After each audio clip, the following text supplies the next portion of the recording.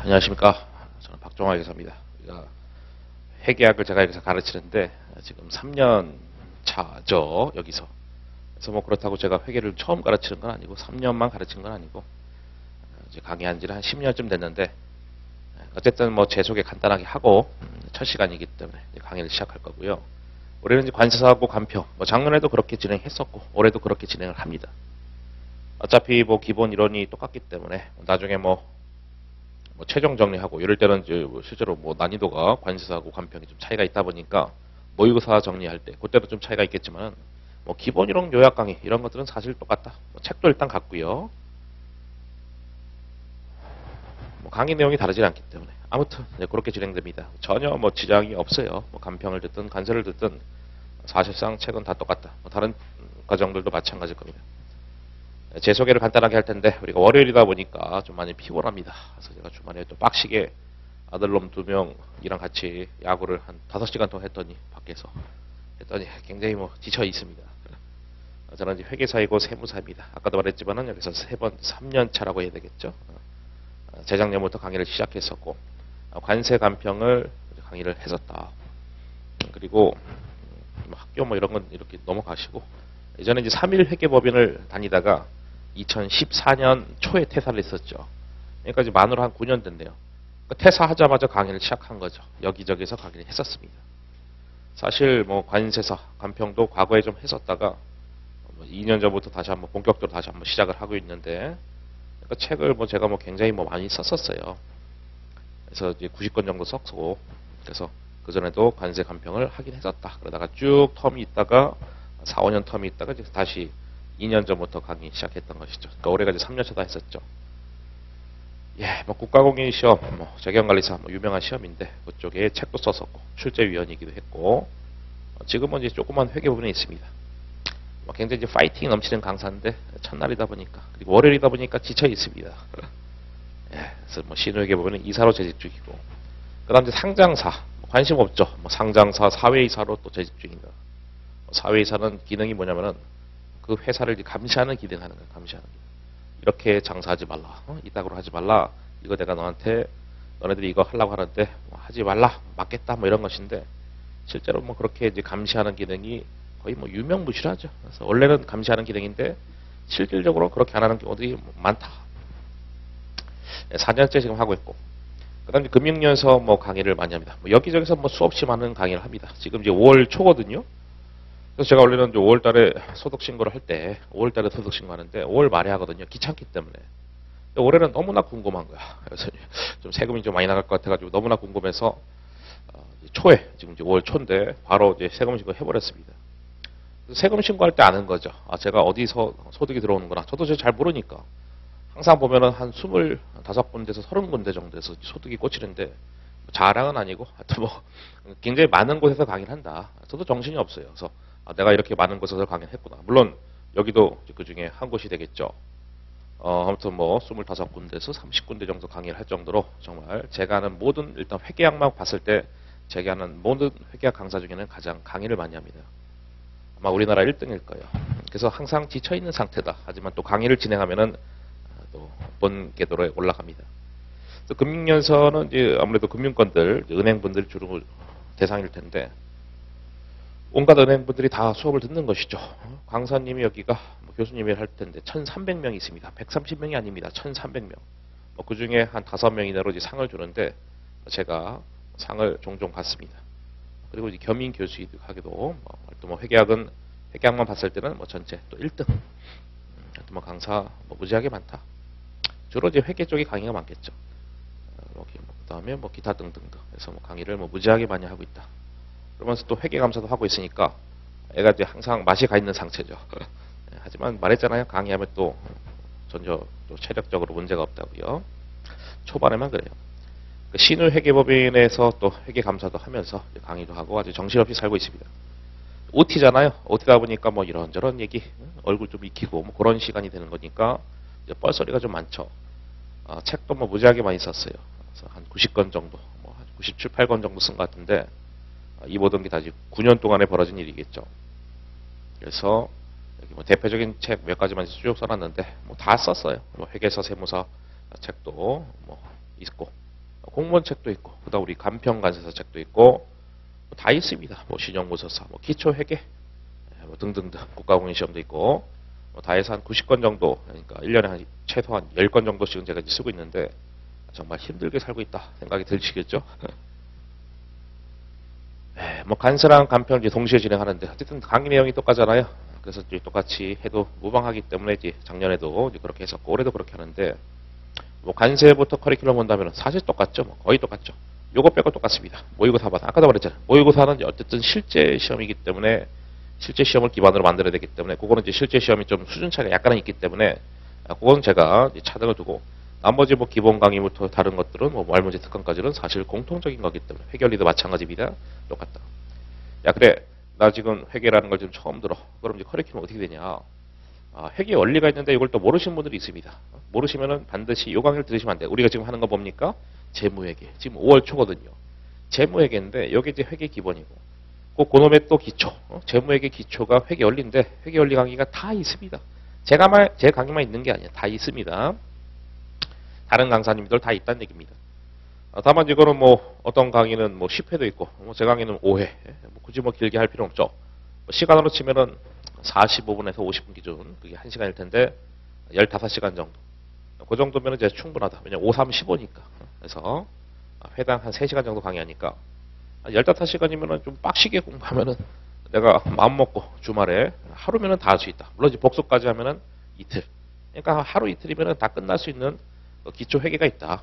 그러니까 재무회계 전 단계, 재무회계 어떤 기초 단계의 어떤 내용들을 배우는 것이고, 그럼 제가 지금 OT 하는 건 뭡니까? 재무회계라고요. 요게 이제 재무회계고, 그다음 원가관리 회계는 뭐냐면은 일단 재무회계는 상기업 베이스. 야, 그럼 또 상기업 뭐냐? 상기업은 이런 거요. 상품 싸게 사서 비싸게 파는 있죠. 업종. 물건 100원에 사서 150원에 팔았다. 뭐 그런 업종. 뭐 이마트, 백화점. 뭐 그런 애들이 이제 상기업 베이스 회계. 그게 재무회계 공부하는 거예요. 그다음 원가관리 회계는 제조업 베이스. 제조업은 알죠, 그렇죠? 물건 만들어서 판다.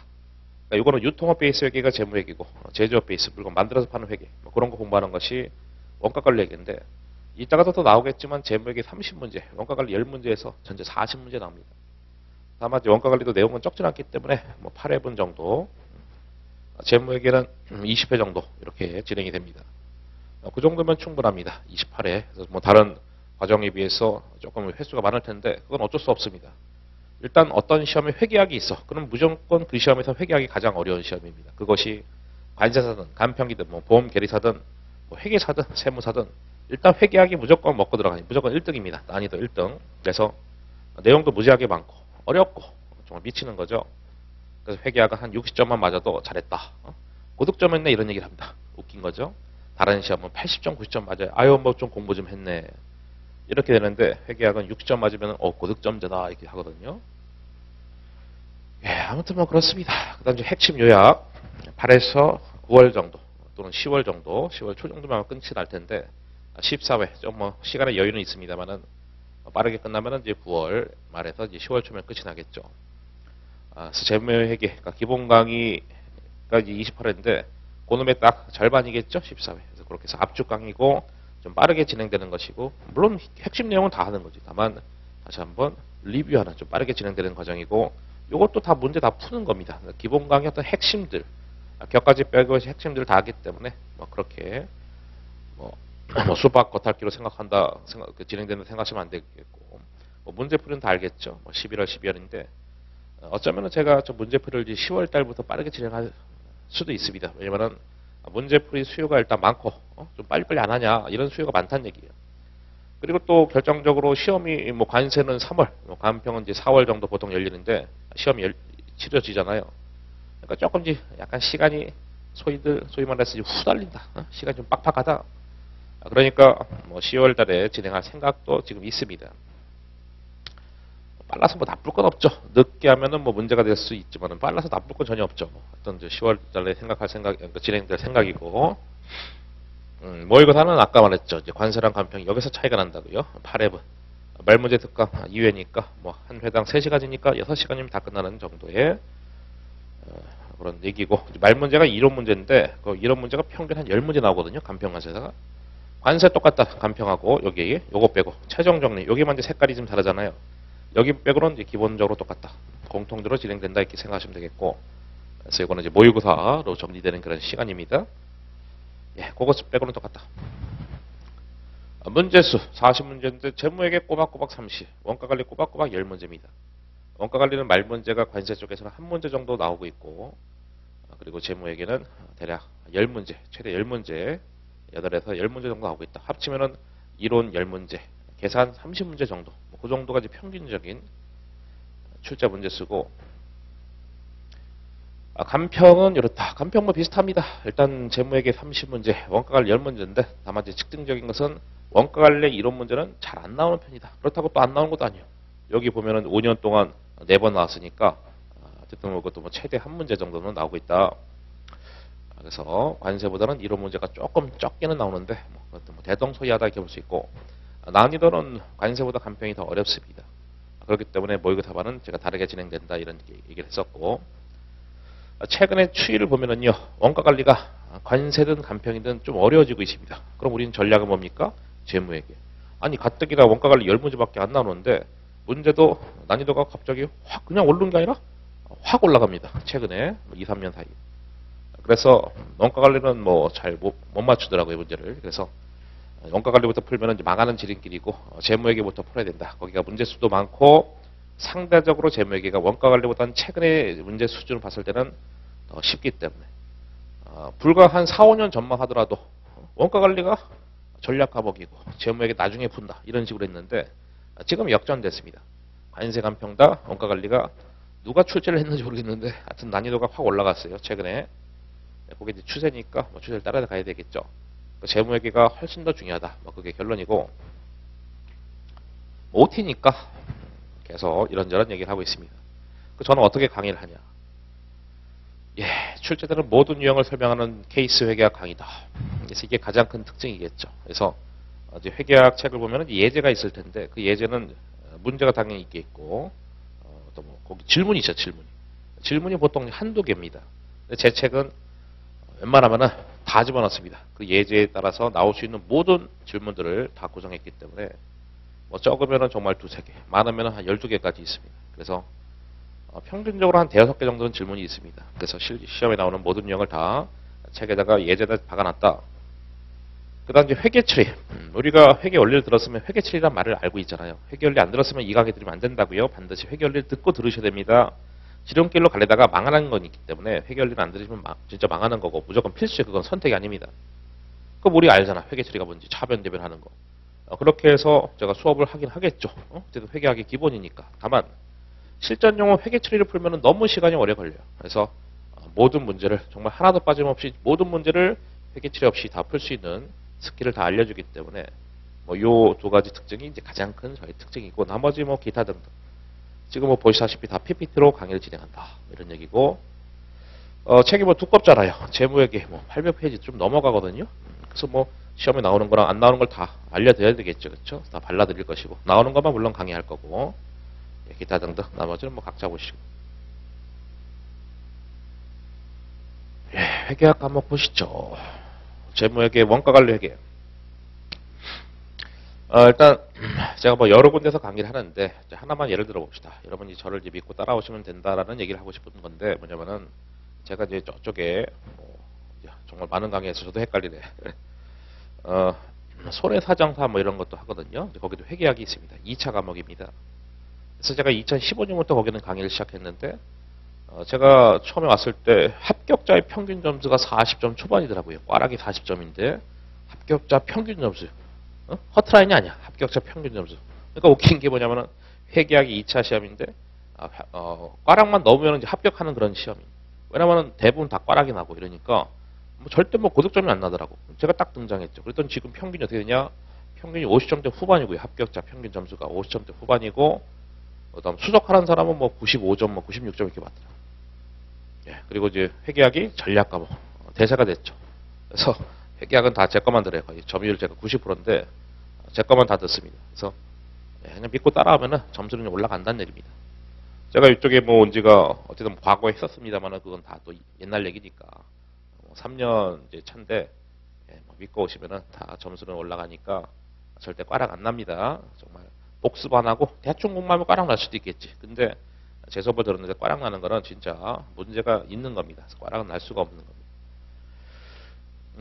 과목 2개가 있다 했었습니다. 유통업 베이스 회계, 재무회계, 30문제, 원가관리, 제조업 베이스 회계 10문제. 복습을 하시라. 이틀 이내로. 하루 이내로 해야 되는데 직장인은 이틀 이내로. 직장인 아니면 하루 이내로. 왜냐면은 회계학이 너무나 휘발성이 강해가지고 시간 지나면 다 까먹어요. 다 까먹어. 그래서 한 이틀 딱 지나서 복습하려고 했는데 기억이 안 나. 그 정상입니다. 그래서 웬만하면 하루 이내로 하시라. 예습은 할 필요 없다. 쓸데없는 거에 뭐 연연할 수 있죠. 안 중요한 건데, 이해가 안 돼서 막, 물론 대부분 다 이해 안 되겠지만, 괜히 뭐, 예습해가지고 뭐 안 중요한 거에다가 뭐 연연하고 뭐 시간 낭비입니다. 연습자. 그쵸. 우리 뭐 초딩도 아닌데, 당연히 연습장 준비해야 될 텐데, 근데 실제로 이제 딱 첫날에 오면은 연습장, 뭐 계산기. 이 계산기도 필요하죠. 계산기. 연습장 컴마 계산기. 계산기는 그 쌀집 계산기 많이 쓰거든요. 카시오 거를 많이 씁니다. 뭐 카시오도 사실 종류가 여러 가지인데, 거의 뭐 무차별하기 때문에 카시오 거 아무거나 쓰시면 돼요. 카시오. CASIO 계산기를 많이 씁니다. 그것이 어떤 뭐 독서실이나 도서관에서 공부했을 때 가장 쫓겨날 확률이 적어요. 왜냐면 소리가 좀 적게 나니까. 왜냐면 다른 계산기들은 막 소리 난다고 막 쪽지가 붙어 있어요. 화장실 갔다 왔는데 갑자기 야 꺼져라. 너 때문에 시끄러워서 공부 못 하겠다. 이렇게 막 붙어 있고 하니까 카시오 거를 이제 추천드립니다. 이메일은 뭐 질문하실 때 물론 질문을 여기다 하셔도 되고 그다음 또 관세사 간평 또 사이트 있잖아요. 우리 합격의 법학원 거기다가 뭐 질문하셔도 됩니다. 상관없어요. 연습장하고 뭐 계산기. 왜냐면 책에다가 그 계산을 하기에는 책이 여유가 없죠. 그러니까 당연히 연습장 필요하고 계산기 필요하다. 그래서 커리큘럼을 이제 보시면 알겠지만은 그 강의 계획서죠. 4장부터 진행합니다. 4장부터 쭉 순서대로 진행합니다. 그래서 24장하고 끝이 나고 그럼 1, 2, 3장 안 하냐? 24장 끝나고 나서 2장, 3장 할 거예요. 1장은 시험과 관련 없으니까 그거는 뭐 각자 궁금하면 각자 보시고 여러분 이제 시험 관련 없으니까 안 할 것이고 4장부터 24장까지 다 하고 마지막에 2, 3장. 2, 3장은 이제 소위 말해서 야부리 문제 푸는 것이죠. 말 문제. 은근히 중요한데 다만 얘네들을 굳이 미리 할 필요 없죠. 여기서 우리가 힘을 뺄 필요 없어. 어차피 중요한 놈들도 아닌데 어렵지 않아요. 마지막에 마치 그런 식으로 해서 제 강의 진행할 겁니다. 어쨌든 24장 다 끝나고 나서 좀 덜 중요한 2, 3장 한다. 사실 뭐 이해 가능성이 높기 때문에 그러니까 쉽기 때문에 뭐 마지막에 하겠다는 거지 얘가 안 중요한 건 아닙니다. 문제 많이 나와요. 다만 그 중요성 관점에서 마지막 밀어넣겠다. 뭐 책을 이제 반으로 나눴을 때 뭐 대충 한 뭐 12장, 13장이 앞부분이고 D가 뭐 뒷부분이라 했을 때 뒷부분이 훨씬 더 어렵다. 앞부분의 난이도가 100이면은 뒷부분 난이도는 130 정도. 그렇다고 앞이 뭐 쉽냐? 상대적으로 쉬운 거지 앞도 장난 아닙니다. 그래서 회계학은 말했잖아요. 60점이면 고득점이라고. 그럼 우리의 목표는 60점이죠. 그렇죠? 60점. 만약에 50점을 목표로 해서 막 이것저것 제끼잖아요. 꽈락의 리스크가 있습니다. 처음부터 이제 시작하자마자 야, 나 뭐 회계학 뭐 50점 맞으면 뭐 괜찮은 거라며 하면서 목표를 50점 잡아. 그러면은 꽈락 난다는 거예요. 왜냐면 50점 목표 잡았으니까 막 제끼는 거 처음부터. 실제로 막 제끼면 안 되냐 뭐 이런 질문을 뭐 봄부터 막 한다 이거예요. 말이 안 되는 거지. 겨울에는 할 수 있어. 그래 겨울에 시험 임박해서는 야 이거 뭐 제껴도 안 되냐? 그럼 제가 뭐 이거는 뭐 제껴도 되고 뭐 이런 얘기 하는데 그 전에는 제끼면은 그건 공부 자세가 잘못된 겁니다. 결국 자세가 안 된 사람들이 나중에 보면은 망하더라고요. 꽈락도 날 수 있고. 그래서 꽈락률은 관평 관세에 거의 60% 육박한 거 알고 계시죠? 55에서 60%가 최근의 꽈락률입니다. 그래서 2명 중에 1명 이상이 꽈락 난다는 얘기는 정말 시험에 미친 듯이 어렵다는 것도 있지만은 원래 회계학 자체가 그런 거예요. 말했잖아요. 손해사정사에서 뭐 합격자 평균 연수가 40점 초반이었으니까 제가 등장하기 전에 지금이야 그렇지 않지만 그래서 그 정도로 회계학은 어렵다. 그래서 목표는 60점 잡고 처음엔 제끼면 안 됩니다. 다 해야 돼. 다 나온다 생각하고. 전날에 좀 잔소리가 많았죠. 이렇게 잔소리가 처음에만 있지. 이제는 뭐 바로 강의 시작입니다. OTG 끝났고 바로 강의하겠습니다. 현금이 현금성상 우리가 4장부터 나간 데 썼습니다. 두 가지 주제가 있는데 첫 번째 현금입니다. 여기 보시면 이제 페이지 다 적혀 있잖아요. 페이지 다 적혀 있고 하니까 여러분이 그 잘 책 쫓아가시면 되겠습니다. 첫 번째 주제는 뭐냐? 시험이 어떻게 나온지를 이제 우리가 봐야죠. 그래서 쭉 가시면은 뜬금없이 90페이지 가면은 현금 및 현금성 자산이 얼마냐 이렇게 돼 있잖아요. 그게 시험 문제라는 겁니다. 그러니까 쭉 펼쳐놓고 다음 중 현금 및 현금성 자산 다 더해봐. 그게 시험 문제라고요. 그걸 생각하고 이제 공부해야지. 그럼 다시 앞쪽으로 합시다. 예, 현금에는 통화 대형적금, 요금 예금이 있는데 통화가 뭐냐? 일단 기본적인 통화가 돈 맞죠? 돈 맞는데 지폐 주화, 그게 우리가 생각하는 통화다. 지폐하고 주화. 지폐는 아시잖아요. 종이돈, 주화는 동전입니다. 그리고 외국 돈도 포함이라는 거예요. 외국 지폐, 외국 주화도 포함이다. 야, 그럼 외국 돈 포함이면 어떻게 할 겁니까? 시험에 뭐 이렇게 되겠지. 이렇게 만약에 뭐 100달러다. 그 환율이 주어질 겁니다. 달러당 환율이 뭐 1,000원 이렇게 주어진다는 거예요. 그럼 우리는 곱하면 되겠지. 두 개 곱해서 10만 원. 뭐 그렇게 계산하시면 되는 거죠. 외국 돈도 통화가 아닐 이유가 없겠죠. 뭐 엔화, 달러, 유로화 뭐 등등등 나올 건데 그렇게 해서 환율 다 나올 거니까 곱하시면 되겠고, 뭐 소액 현금 같은 말이 시제액이다.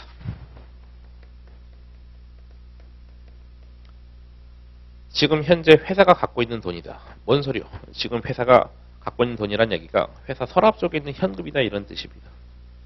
지금 현재 회사가 갖고 있는 돈, 그러니까 회사 서랍 속에 있는 현금이다. 그게 소액 현금 또는 시제액이다. 전도금은 지점이 보관 중인 현금입니다. 지점이 보관 중인 현금. 그러니까 본점에서 지점으로 싸준 돈이죠. 본점에서 지점으로 야 너네 지금 돈 필요하니까 우리가 100만 원 싸줄게.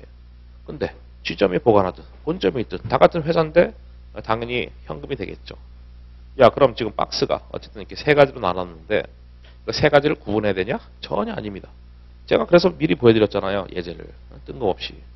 다음 중 현금 및 현금성 자산이 얼마냐고. 그게 시험 문제이기 때문에 이 세 개를 구분할 필요는 전혀 없습니다. 전혀 없고 여기 있는 애들이 다 현금 및 현금성 자산이 된다라고 생각하시면 되겠고, 계정 과목의 회계 원리에서도 공부했듯이 현금하고 밋은 뭐요? 엔드. 현금 성격. 현금의 성격 가졌다 해서 현금하고 엔드 현금성 자산 섞여 있잖아요.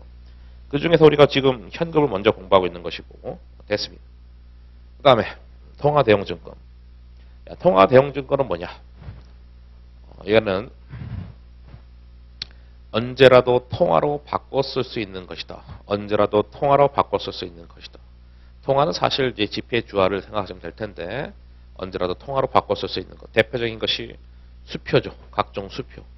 무슨 땡땡땡땡 수표 나오면은 다 현금입니다. 뭐 빼고 두 가지 빼고 수표자 들어가는 것 중에서 현금이 아닌 게 선일사 수표 제외. 두 번째 부도 수표 제외다 이겁니다.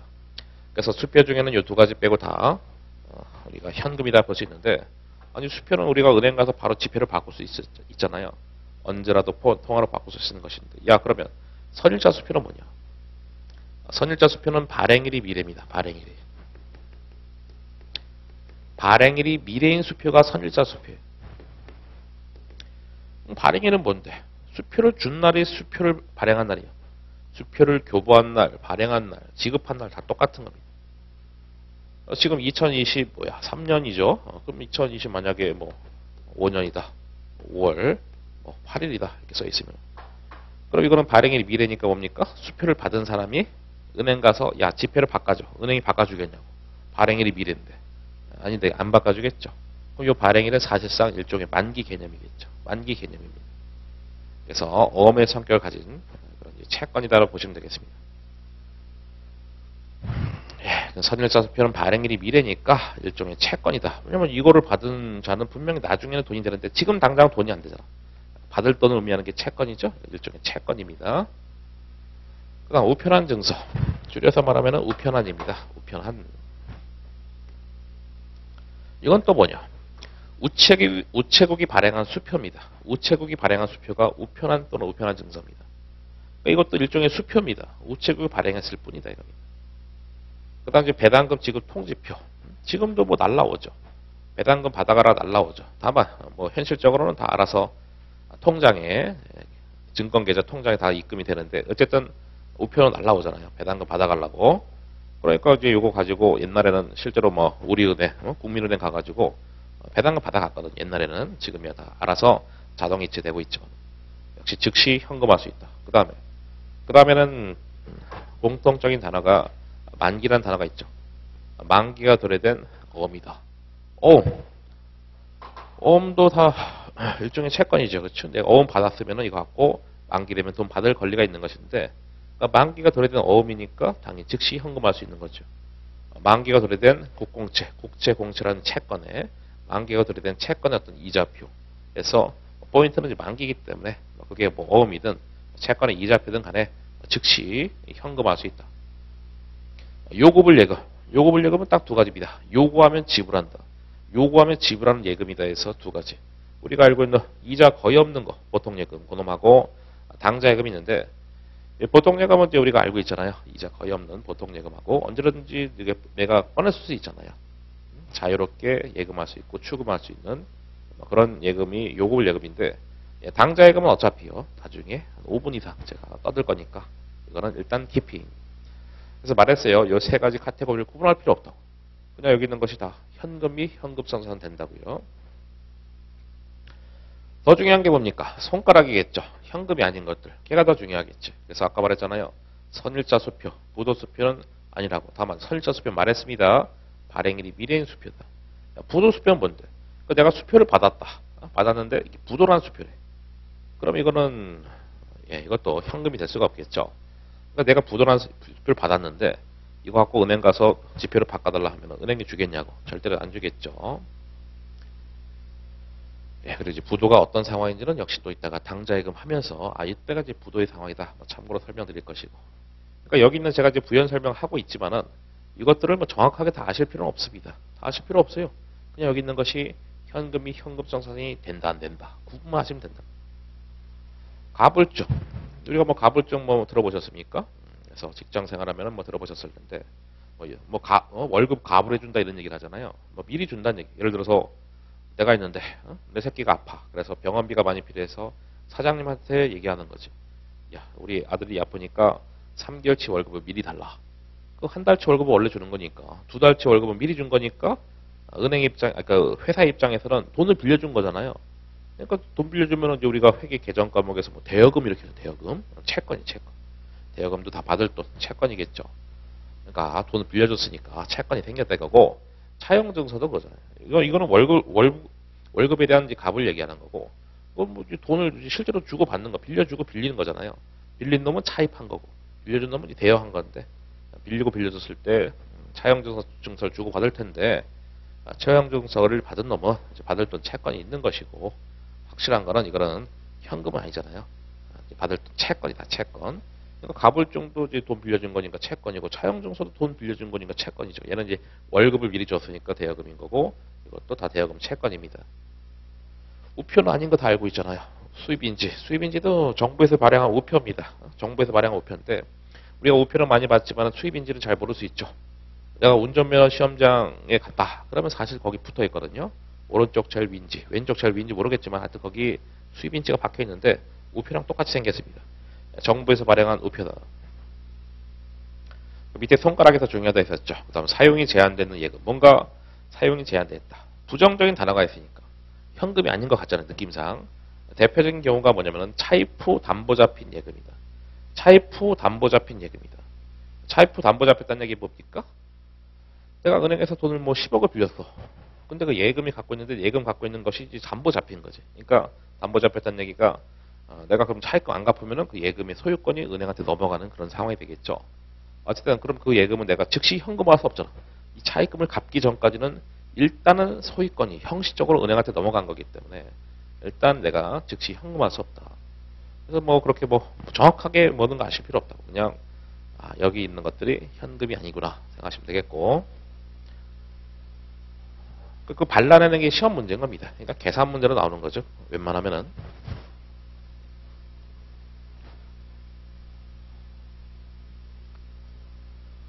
그 다음에 현금성산 말했잖아요. 현금도 있고 현금성산도 있다 하는 건데, 그럼 이런 생각 하신 분도 있을 겁니다. 내가 뭔가 데자부 현상이 일어난 것 같다. 나 이거 다 아는 것 같은데 왜 지금 또 하고 있지? 이런 생각이 하신 분도 있을 겁니다. 왜냐면은 이 회계 원리가 있고, 우리가 하는 게 지금 재무 회계 기본 이론이잖아요. 그 재무 회계 기본 이론이 회계 원리의 어떤 업그레이드 판이거든요. 확장판이다 이겁니다. 그러니까 어떤 부분은 회계 원리 때 한 거를 그대로 다시 한번 하는 거야. 그래서 그거는 그것 때문에 그런 거예요. 그래서 회계원리 때 배운 거 다시 한번 나온다. 그런 애들도 있는 겁니다. 다만 이제 분량이 회계원리가 1이면은 재무회계 분량은 4나 5 정도 되겠죠. 그래서 훨씬 더 많은 내용이 있고 아무튼 뭐 중복적인 것들도 종종 있다 이겁니다. 이번에 뭐냐면 현금성 자산인데 뭐 필기를 해야죠. 뭐 금융상품, 정기예금, 정기적금 등등등 뭐 수없이 많은 금융상품이 있겠죠. 걔는 계정 과목의 3개입니다. 현금 및 현금성 자산이 있고 두 번째 뭐 단기 금융상품이 있고 세 번째는 장기 금융상품이 있습니다. from 취득일 취득일로부터 만기가 3개월 이내 도래 하는 금융상품은 그것이 현금성 자산의 그게 뜻인 겁니다. 그러니까 애초에 만기가 3개월도 안 되는 초단기 금융상품은 즉시 현금할 수 있다 해서 현금의 성격을 가졌네 해서 현금성 자산의 뜻이 되는 것이고 그리고 우리가 회계원리만 공부해도 그 정도 느낌은 있죠. 단기하고 장기는 유동, 비동하고 똑같은 것이죠. 유동, 비동. 그러니까 이런 것이 기본이 돼 있어야 된다고요. 나는 네가 지금 뭐 유동이 뭔지 뭐 비유동이 뭔지 그리고 차변 대변이 아리까리해. 그러면은 회계원리를 들으셔야 돼. 또는 내가 들었는데 까먹어서 한 번 더 들으시라고. 회계원리는 1회독 아니면 2회독이면 되는 거거든요. 근데 뭐 내가 뭐 1회독 했는데 다 까먹었어. 2년 전에 회계원리 공부했는데 다 까먹었어. 차변 대변 다 까먹었어. 그럼 다시 들어야지 당연히. 그러니까 알고 진행된다고요. 그래서 첫날이니까 계속 잔소리 하는데 그런 사람들이 있거든요. 야씨 뭐 빠르게 그냥 뭐 어차피 회계원리 내가 알기로 회계원리 자체가 시험에 안 나오는데 안 나오지. 안 나오는데 기본이 없으면 어떻게 되냐고요. 그래서 회계원리 자체는 안 나와요. 시험에는 확실한데 걔가 베이스로 있어야 되기 때문에 반드시 회계원리가 마스터가 된다. 그래서 결산일로부터 만기가 1년 이내 도래다. 결산일로부터 만기가 1년 이후 도래다. 이후.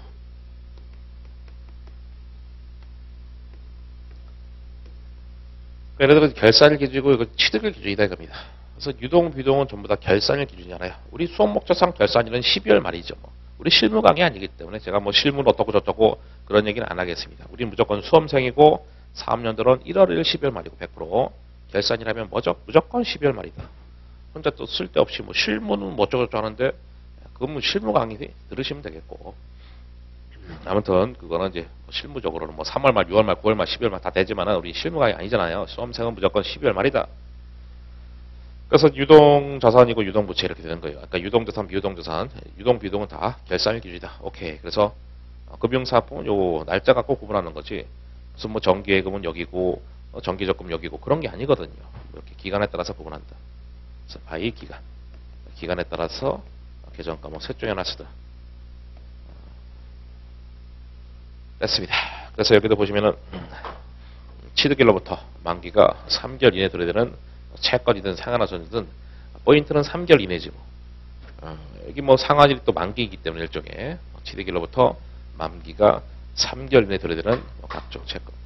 그럼 만약에 환매처인데 뭐 이럴 수도 있죠.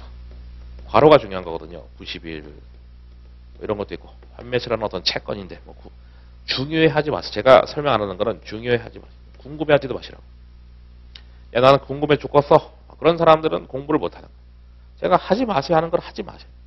아니 뭐 한다고 해서 뭐 나쁠 건 없지. 근데 그 시간에 차라리 다른 걸 공부하시라고. 환매채가 제가 설명 안 했으면 안 중요한가 보다. 무슨 뭐 환매채라는 뭐 금융상품이 있나 보지, 뭐 채권이 있나 보지 하고 넘어가시면 되지. 이걸 뭐 찾아본다. 그건 뭐 좋은 자세는 아닙니다. 제가 하는 것만 잘 해도 넘칩니다. 그리고 회계학은요, 목표가 우리 60점이잖아요. 실제로 이해도도 이해력 5, 60%면 되는 거예요. 제가 설명한 한 2개 중에 하나는 이해가 되겠다. 그러면은 뭐 된 거예요. 그 정도면 되는 거예요. 그러니까 고득점 하는데 전혀 지장이 없습니다. 왜냐면 나머지 50%는 다 외워버리면 되는 거니까. 수학하고 비슷합니다. 수학도 그렇잖아. 선생님이 처음에 와가지고 야씨 근해 공식이 이렇게 나온 거라고. 막 증명을 해준다 이거예요. 증명. 우리 관심 없잖아. 그냥 증명해서 뭐 나왔나 보지 하고 그 근해 공식 외워가지고 그냥 다 들이대가지고 시험 문제 하고 뭐 서울대 가고 다 하는 거잖아요. 어, 그래서 적당히 이해하고 외우시라 이겁니다. 그래서 이해도는 60% 정도 이해하시면은 괜찮다. 충분하다. 나머지 싹 다 외운다는 자세로 하시면 된다 이겁니다. 그래서 어차피 다 이해하기가 쉽지 않을 것이다. 아직은 뭐 초반이니까 그렇지 않지만 나중에 어려운 게 정말 많거든요. 요거는 뭐예요? 취득일로부터 만기가 3개월이니까 얘는 현금성 자산이고 두 번째는 4개월이니까 뭡니까? 지금 동그라미 빠졌네. 120일. 4개월이니까 그럼 걔는 단기금융상품이지. 왜? 아니 취득일로부터 만기가 3개월이 아니면은 그럼 걔는 현금성 자산 탈락이잖아요. 그러면 장단기 금융상품 중에 하나인데 만기가 4개월이 돼. 그럼 당연히 무조건 100%두 번째에서 걸리겠지. 단기금융상품. 그렇잖아요. 그래서 만기가 4개월짜리인데 장기금융상품 일리는 없겠죠. 결산일로부터 당연히 얘는 1년 이내는 현금화는 될 거기 때문에. 그래서 그 괄호가 중요한 거지 환매치라는 게 중요한 거 아니다. 손가락 첫 번째. 현금성 자산 분류할 때는 보고기한 종률. 그게 뭡니까? 결산일이지. 가점은. 다양하게 씁니다. 그러니까 머릿속에 결산일은 12월 말이다 했는데 보고기한 종률. 사업연도가 1월 1일 12월 말이잖아. 그럼 보고기한 종률은 결산일과 같고 12월 말과 같다. 다 똑같다. 그러니까 결산일로 판단하는 게 아니라 취득일로 판단한다고 제가 아까도 말했었잖아요. 두 번째, 취득일로부터 만기가 3개월 이내 돼야 되는 어떤 금융상품이야. 그럼 여기까지 하면 뭡니까? 현금성 자산 되잖아. 근데 뭐라 돼 있어요? 만약에 그런데 사용이 제한되어 있으면은 걔는 현금성 자산 될 수 없습니다. 라는 것이죠. 아니 현금이 현금성 자산 되려면은 즉시 현금화가 가능해야 되는 것인데 이것은 현금이 현금성 자산이 된다 하더라도 만약에 차입 후 담보 잡힌 금융상품이야 즉시 현금화할 수 없으니까 걔는 때려 죽어도 현금이 현금성 자산은 안 된다 이런 얘기입니다.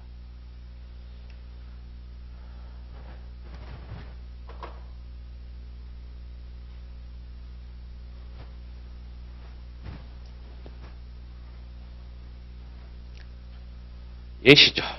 두 가지 케이스가 있는데 첫 번째는 취득일은 여기고 결산일 보고기간 종률은 12월 말이고 그리고 뭐야 그다음에 이제 만기가 첫 번째는 이 케이스입니다. 그러면 현금이 현금성사 될 때는 어떻게 판단한다고요? 결산일이 아니라 취득일 기준. 취득일로부터 만기가 3개월 이내냐 했을 때 11, 12일이니까 딱 3개월 커트라인 딱 걸렸네. 첫 번째는 현금성 자산 된다. 됐죠? 취득일로부터 만기가 3개월 이내 들어있으니까. 두 번째 케이스. 두 번째는 뭐 취득일로부터 만기가 3개월이 넘어서잖아요. 걔는 현금성 자산이 될 수는 없죠. 그럼 걔는 결산일로부터 쭉 판단해서 1년 이내이기 때문에 걔는 현금성 자산은 안 되는데 두 번째는 뭡니까? 단기금융상품 되는 거지. 단기금융상품. 만약에 여기가 만기가 X3년도야. 그럼 결산일로부터 만기가 1년 이후 들어오니까 그때는 장기금융상품이 되겠죠. 정말 시험은 신기하게도요. 거의 99% 이상의 확률로 이렇게 된다는 거예요. 아까 예제를 미리 살짝 보여드렸지만은 현금이 현금성 자산이 얼마냐. 걔가 시험 문제지 단기금융상품 얼마냐. 장기금융상품 얼마냐. 뭐 내지도 않습니다. 그래서 혹시 모르는 거니까 거기까지도 그냥 준비하셨으면 좋겠다. 다만 실제 시험은 맨날 현금성 자산 얼마냐. 거기까지만 된다는 얘기예요. 그리고 제가 아까 당좌 거래는 또 한 5분 정도 제가 따라 부연 설명한다 했었죠. 그거를 지금 한번 설명해 보겠습니다. 예, 당좌 거래.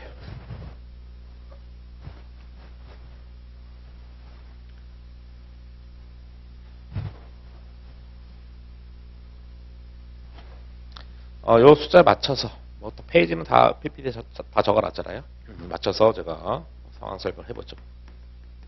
당좌 거래. 결론은 이제 당좌엄이나 당좌수표를 편리하게 발행하기 위해서 회사가 당좌예금 통장에 돈을 입금하는 그런 상황인 건데 그래서 보시죠. 회사가 여기 있고 거래처 은행이 여기 있다. 1번 당좌예금에 돈을 입금한다. 100만 원을 입금했다 이겁니다. 그걸 분개한 게 이거죠. 차변의 당좌예금, 대변의 현금. 우리 차변, 대변 다 아시는 분들이잖아요. 그거 다 회계 올릴 때 한 거잖아요. 당좌예금 입금해서 뭐 어떡하려고 말했잖아요. 당좌엄 거래, 당좌 수표를 지금 얘기하는 시간이라고요. 당좌예금 입금한 걸 바탕으로 회사가 나중에 당좌엄이나 당좌 수표를 발행하겠죠. 발행한다는 얘기가 준다는 얘기야. 교부한다, 준다, 교부한다, 지급한다. 다 똑같은 거. 발행한다. 다 똑같은 얘기고. 당자예금 입금하게 되면 이렇게 된다. 근데 웃긴 게 뭔지 아십니까? 아까 당자예금, 보통예금은 요금을 예금으로써 현금이었잖아요. 웃긴 거지. 왜? 너도 현금? 너도 현금. 그럼 재무제표에 미친 영향이 아무런 영향이 없습니다. 야, 아무런 영향이 없는데 이런 분기를 그럼 왜 하냐? 쓸데없이. 관리 목적상 분기하는 거지. 관리 목적상. 외부에 공시할 때 재무제표상으로는 야, 뭐 굳이 뭐 이런 걸 짜잘짜잘하게 보통예금, 당자예금 등등등 다 일일이 보여줄 필요 없잖냐. 외부 정보용자한테, 그러니까 주주 채권자 등등한테. 근데 회사 자체적으로는 또 꼼꼼하게 관리해야지. 보통예금 얼마다, 당자예금 얼마다, 수표 얼마 있다 다 관리하기 위해서 이런 것들을 따로따로 이름을 쓰는 겁니다. 그러니까 분기는 했는데 재무제표에 미친 영향은 아예 없는 거야. 너도 현금, 너도 현금이니까. 그러니까 갖고 있는 현금을 이제 당자예금 통장에 입금한 상황이 되겠죠. 그 다음에 당자 개설 보증금을 예치했다. 보증금 예치하게 되면 당자 개설 보증금인데 얘는 소속이 어디냐? 장기금융상.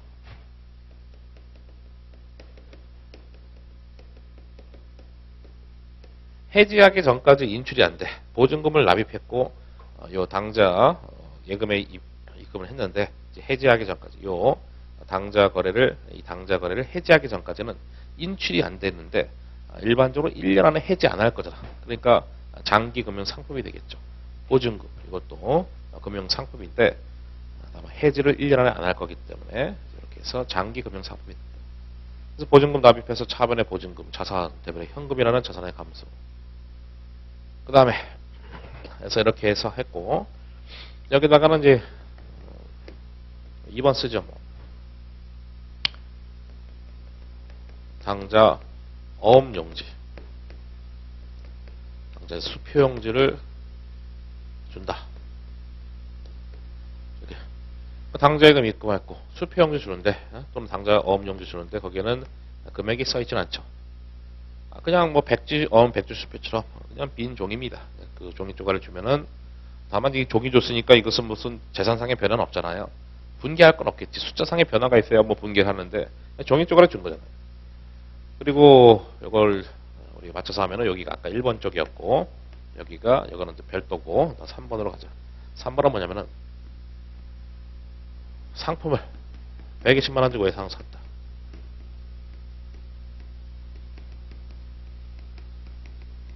그냥 회계 기본 분계잖아. 차변의 상품, 자산의 증가, 대변의 매입 채무, 매입 채무가 외상 매입금 같은 거 알고 있죠? 우리 알고 있잖아요. 매입 채무. 이런 걸 다 회계원리 때 다 공부하고 온 거잖아요. 그래서 외상 매입금이든 매입 채무든 다 매입 채무. 그러니까 외상 매입금이든 매입 채무 다 똑같은 것이고. 그래서 외상을 샀을 때 그렇게 분계하고, 야 그럼 외상가 갚아야지. 그럼 그게 4번에 대한 상황이 되겠죠. 다만 이제 수표도 각종 수표도 현금이었잖아. 수표를 통해서 갚으면 되겠죠. 그래서 당자 수표를 줬다. 그걸 갖다 뭐라 한다고요? 발행했다. 120만 원을 발행했다. 그러니까 이 백지엄, 백지수표 어차피 뭐 당자엄, 당자수표 똑같으니까 제가 수표 거래를 지금 얘기하는데 당자 수표를 120만 발행했다는 얘기가 이 빈 칸에다가 빈 종이에다가 120만 원 볼펜 써서 준 겁니다. 그게 당자 수표를 교부했다. 지급했다. 발행했다. 줬다. 똑같은 얘기. 근데 이제 문제가 있습니다. 5번. 지급 제시. 돈 달라고 한 거지. 내가 120만 원짜리 수표 받았으니까 은행아 나한테 120만 원 달라라고 지급 제시했는데 은행이 지급을 이제 해야 되는 상황인데 문제가 있습니다. 회사는 은행한테 당자금 통장에 돈을 100만 원밖에 입금을 안 했습니다. 근데 얘가 120만 원 달라 했잖아. 120만 원 달라 했는데 120만 원 주겠냐고. 당연히 못 주는 거지. 이런 상황이 부도라는 상황입니다. 은행이 이 회사한테 야 그래? 너 돈 없잖아. 너 부도야. 너 수표대금 없잖아. 너 부도야. 이게 부도거든요. 너무 잔인하잖아요. 아니 회사가 장사하다 보면은 일시적으로 통장 잔액이 좀 빵꾸 날 수도 있지. 그거 갖고 부도 내기도 좀 빡치잖아요. 그러니까 실무상으로는 당자 차월 한도 계약을 맺는다는 거예요. 당자 차월 한도 계약. 요 놈은 그러니까 마이너스 통장 개념이다라고 보시면 되는데 그러니까 뭔 소리냐면은 우리가 50만 원 한도로 당자 차월 한도 계약 맺었다. 그러면 나중에 필요하면은 50만 원까지 추가로 수표를 발행할 수도 있다는 얘기예요. 그러면은 요 상황 부도가 안 난다. 왜? 비록 통장에 돈을 100만 원밖에 안 넣었지만 추가적으로 50만 원 수표를 더 발행할 수 있게끔 한 거예요. 여유분을. 그럼 이제 우리가 120만 원 발행하면 120만 원 달라 했을 때 120만 원 주면 된다는 거죠. 다만 이제 우리 회사는 이제 부도는 안 나지만 뭡니까? 빚은 생기는 거지. 왜냐면은 돈을 100만 원밖에 안 넣었는데 120만 원 갚았잖아요. 그 은행 입장에서는 이제 회사는 은행한테 20만 원 빚이 생겨. 빚. 그래서 이때는 이제 부도나지 않는 그런 정상적인 상황이고 여기 있는 수표 발행에 대해서 분개한 것이 이렇게 되겠죠. 그래서 당자예금에 지금 100만 원밖에 없으니까 100만 원 날라가고 그리고 매입채무 갚은 거는 당연히 갚았으니까 부채 갚은 거잖아. 수표 줬기 때문에 부채 갚은 거거든. 얘가 이제 사라지는 게 맞고 다만 통장 잔액은 100만 원밖에 없으니까 100만 원 날라가고 나머지 20만 원은 뭐예요? 빌린 거다. 이름은 당자차월. 재무제표상으로는 단기차익금.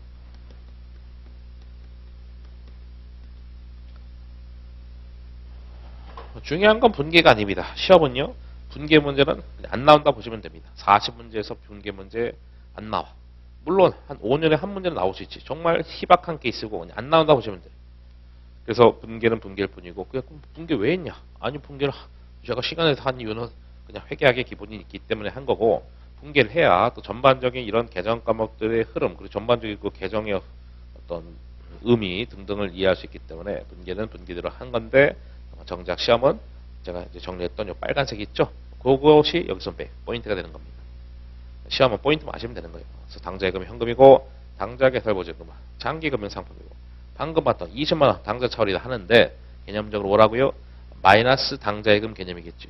마이너스 당자예금 20만 원 빌렸다. 당자차월은 단기차익금 고친다. 그래서 뭐 사실 이런 것들도 다 회계원리 때 다 공부하는 거거든요.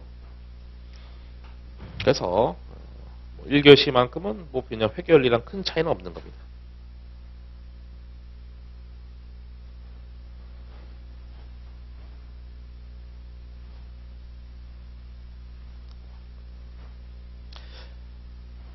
네, 넘어가시죠. 그래서 쭉 했는데 남는 거는 말했잖아. 요 세 가지 개정 과목 이미 다 했죠. 분개는 분개일 뿐이고 그래 걔는 현금이라고요. 현금이 되는 거고 사용이 제한됐으면 사용 제한 기간에 따라서 장기 또는 단기 금융 상품. 그래서 이것이 현금은 될 수 없고 장기 아니면 단기 금융 상품인데 야 그럼 사용 제한 기간에 따라 이게 뭔 얘기입니까? 예를 들어서 차입 후 담보 잡힌 기간이 6개월이야. 그럼 뭡니까? 단기 금융 상품. 차입 후 담보 잡힌 기간이 2년이야. 그러면은 장기 금융 상품 되겠죠. 사용 제한 기간의 대표적인 것이 차입 후 담보 잡힌 기간이잖아요. 그러니까 차입 후 담보 잡힌 기간에 따라서 장단기 금융 상품 된다. 그래서 사용이 제한됐으니까 즉시 현금화는 될 수 없으니까 현금은 탈락이라는 얘기고 그 다음에 당자처럼 마이너스 당자예금 개념이었다. 우리 이미 봤잖아요. 얘는 단기 차익금을 고친다. 그리고 당자 개설 보증금도 일종의 사용 제한 예금 개념 아니겠냐. 당자 거래를 통해서 우리가 당자 예금 입금하고 당자 거래를 텄는데 해지하기 전까지 인출이 안 되니까 해지를 일반적으로 1년 안에 안 할 거니까 그렇다면 이 보증금은 묶여있는 돈이고 장기 금융상품 아니겠냐. 일종의 사용 제한 예금이지. 보증금 내가 꺼내 쓸 수 없다는 얘기예요. 해지하면 꺼내 쓸 수 있지만 해지를 안 할 거니까 장기 금융상품. 남는 거는 그렇게 되는 거예요. 그래서 이 예제를 이제 풀겠습니다. 이 예제를 풀고 나서 하시는 게 좋겠네. 현금이 현금정산이 얼마냐 물어봤습니다. 이번 시간의 마지막. 야 그럼 실제 시험에는 이렇게 빡시게 나오냐? 뭐가 많은데 이 정도로 빡시게는 안 나오죠. 여기서 한 반토막에서 나오는 거지. 다만 이제 공부는 빡시게 하는 게 좋으니까 이렇게 실제 예제는 당연히 시험보다는 좀 더 빡빡하겠죠.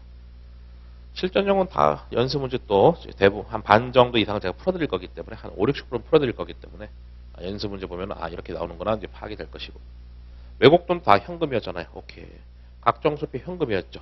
수표 중에서 현금 아닌 거 뭡니까? 부도 수표하고 선일자 수표는 현금이 아니었죠. 그러니까 선일자 수표 탈락.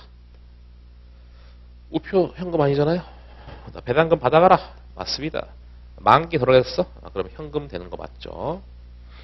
그 다음에 전도금, 지점이 보관 중인 현금도 받고 우편한 증서도 뭐 줄이면 이제 우편한인데 우체국이 발행한 수표니까 이것도 수표 개념 현금 맞고 당자철, 방금 벼슬, 단기 차익금 환매체가 중요한 게 아니라 과로가 중요하지. 90일짜리 취득일로부터 만기가 3개월 이내 현금 맞고 당자 개설 보증금. 아유 이걸 틀리면서 만드는 거지. 장기 금융상품. 차용증서, 돈을 빌리고 빌려줬을 때 차용증서 받은 놈은 채권이 생기는 거지 현금은 아니잖아요. 마지막에 있는 채권이라는 금융상품, 취득일로부터 만기가 3개월 이내 들어있냐? 10일, 12, 1, 2니까 4개월. 그럼 걔는 탈락. 그럼 걔는 뭐야? 단기 금융상품이겠죠. 왜냐면 취득일로부터 만기가 3개월 넘어섰으니까 현금성 자산 탈락이면은 그럼 결산일로부터 이때로부터 만기가 1년 이내 들어있으니까 걔는 어쨌든 단기 금융상품 된다. 그래서 하지만 시험은 다 필요 없고 현금이 현금성산이 얼마냐? 뭐 걔만 내더라. 이걸 다 더하시면은 이제 현금이 되고 책의 정답은 뭐 308만 원 이렇게 됩니다. 그래서 이번 시간은 뭐 첫 시간이니까 이렇게 뭐 간단하게 하고 쉬었다가 또 하도록 하겠습니다.